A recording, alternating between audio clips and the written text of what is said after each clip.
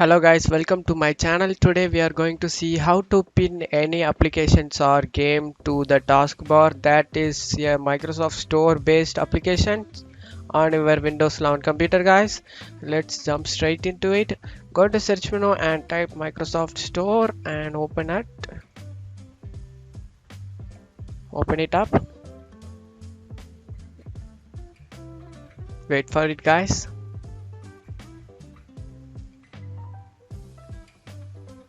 On left side you need to go to library tab over here, library. You just want to select your games or Xbox. You just want to pin in the taskbar over here.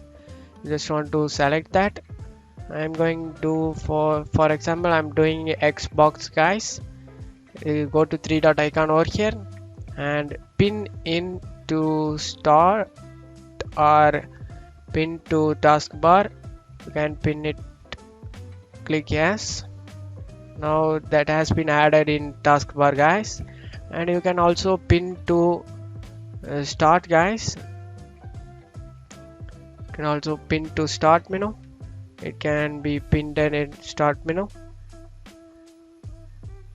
That's it guys for today's video.